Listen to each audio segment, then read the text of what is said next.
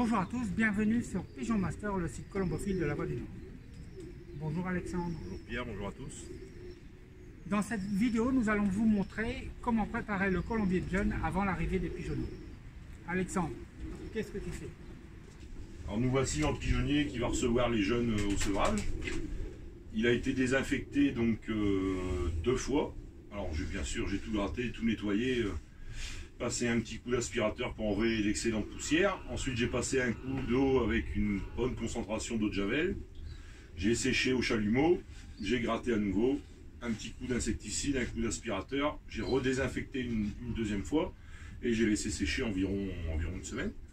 Donc, comme on voit ici dans les casiers, j'ai placé un petit peu de blanc pigeonnier. Donc en fait c'est de la craie. Hein.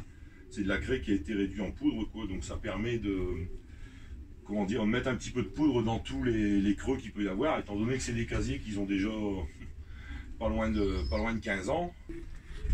Paquet blanc, donc que je répartis de façon homogène dans la case. Hop.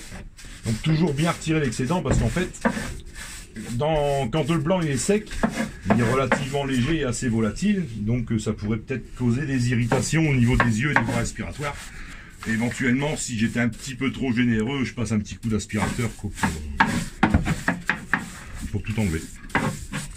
Ouais, donc plus de poussière pour les voies respiratoires. Le moins possible du moins. Donc bon, là c'est relativement neutre, hein. C'est jamais que de la craie écrasée, mais parfois quand on utilise de la chaux éteinte, on peut parfois observer des petites irritations à cause des particules dans l'air.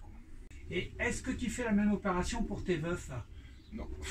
Disons que les années où ça aura été très bien, où j'aurais pas eu de soucis particuliers avec les petits soucis, les petits tracas intestinaux et tout ça chez les pigeons, je vais dire que j'aurais tendance à ne pas désinfecter. Quand on a un microbisme, entre guillemets, qui est sain, il vaut mieux éviter de le bouleverser.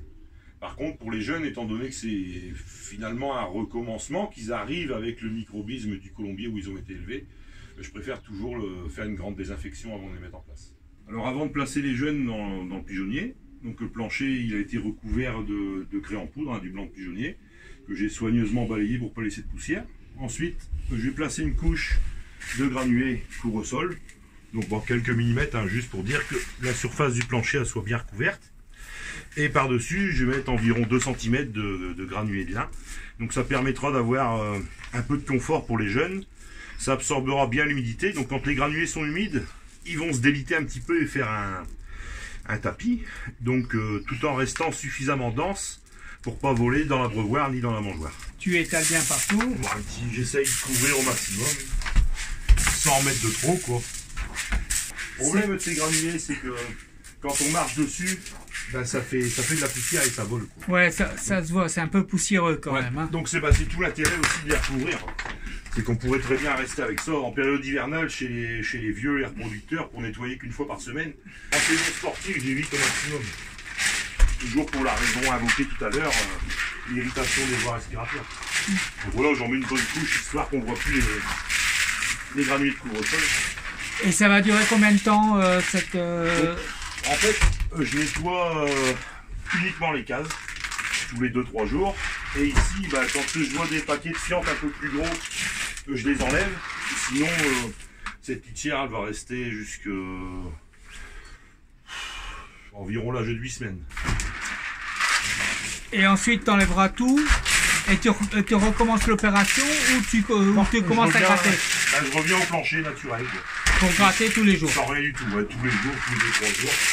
De toute façon, bon, je suis pas un grand fanatique du grattoir, j'aime bien qu'il soit propre, mais j'estime que ça fait aussi partie de l'éducation de devoir un petit peu lutter, quoi. Et pour conclure, Alexandre, un petit conseil? Préparez votre colombier suffisamment longtemps d'avance, 5-6 jours ça me paraît bien, laissez-le bien s'aérer une fois terminé la préparation, afin d'évacuer l'humidité et aussi les odeurs de désinfectants. Merci.